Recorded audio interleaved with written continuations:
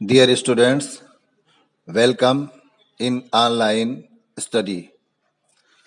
The textbook Hornbill and the first lesson The Portrait of a Lady. It has been written by Khushwant Singh. Dear students, today we are going to study the summary of the lesson. लेखक की दादी माँ एक बूढ़ी औरत थी। उनके चेहरे पर झुर्रियां थीं। 20 वर्षों से लेखक ने उनके और उनके व्यवहार में कोई परिवर्तन नहीं देखा था। उन्हें देखकर ये विश्वास करना कठिन था कि वे कभी चंचल बच्ची रही होंगी या अपने पति के साथ अत्यंत सुंदर थीं। लेखक के बाबा जी का एक पोर्ट्रेट ड्राइंग रूम में लगा हुआ था, जिसे देखकर लगता था कि उनकी आयु 100 वर्ष होगी। एक ऊंची पगड़ी पहन रखी थी और एक सफेद बड़ी सी दाढ़ी थी जो उनके सीने तक ढक रही थी। वृद्ध महिला छोटे कद की, लेखक की दादी छोटे कद की थी, थोड़ा झुकी हुई थी। उनके बाल चांदी की तरह सफेद थे और बेदाग उज्जवल वस्त्र पहनती थीं। वे सदैव अपने हाथ में जपमाला रखती थीं और उसे गिनती रहती थीं। उनके होठ निरंतर धीरे धीरे प्रार्थना करते रहते थे। वे एक शांति और संतोष की मूर्ति थी। जब लेखक के माता पिता रहने के लिए शहर गए, उसे उसकी दादी माँ के पास गांव में छोड़ गए। दादी माँ उसे स्कूल के लिए तैयार कराती थी, स्नान कराती, कपड़े पहनाती, और ऐसा सब करते समय वे अपनी प्रातः वंदना गुनगुनाती रहती थीं। वे आशा करती थीं कि शायद ये प्रार्थना उसे याद हो जाए, लेकिन लेखक को उनकी आवाज बहुत अच्छी लगती थी, इसलिए वो आवाज को बड़ी प्रमुखता से सुनता था।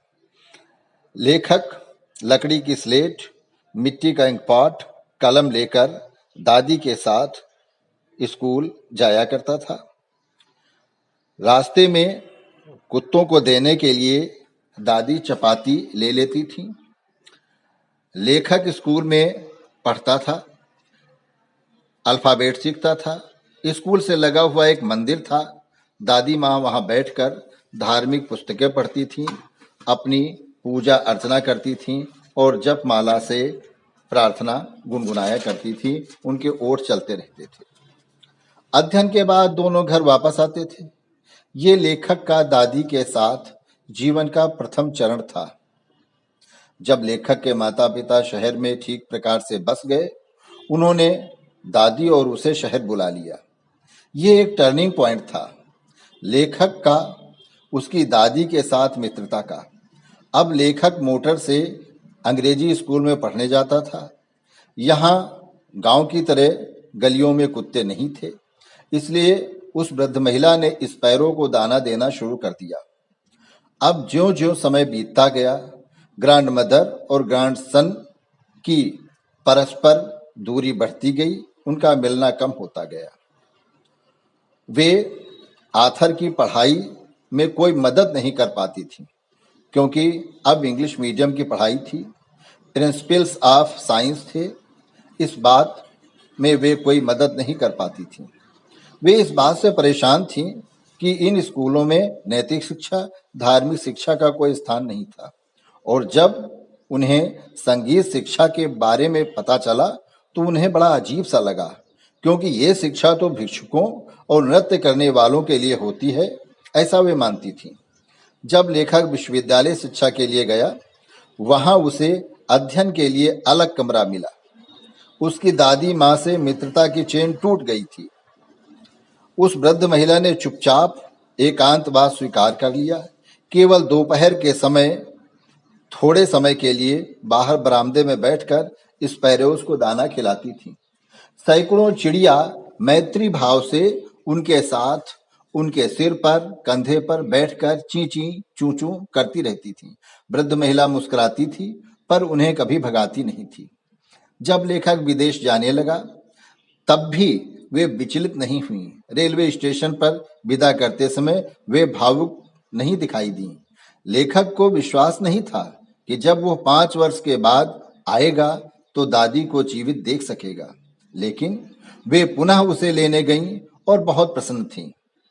उस दिन उन्होंने चिड़ियों को चुगाया और पड़ोस की महिलाओं को एकत्र करके ढोल बजाया और घंटों गाया। वे बीमार पड़ गईं और उन्होंने स्पष्ट कर दिया कि उनका समय निकट है।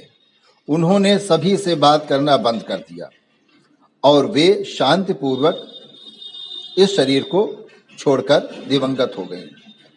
परंपरानुसार मृत शरीर को जमीन पर लिटा दिया गया, लाल कपड़े से ढक दिया गया।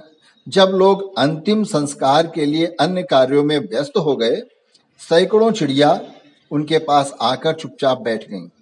वे शोर नहीं कर रही थीं, बल्कि वे शोक कर रही थीं। लेखक की मां ने चिड़ियों के लिए पीस ऑफ ब्रेड डाले, लेकिन चिड़ियों ने उनकी ओर ध्यान नहीं दिया और अगले दिन सफाई करने वाले ने पीस ऑफ ब्रेड पड़े हुए थे, उनको साफ करके डस्टबिन में डाल दिए। Dear students, this was the summary of the portrait of lady. अगले वीडियो के साथ फिर जल्दी मिलते हैं। तब तक के लिए बाय बाय।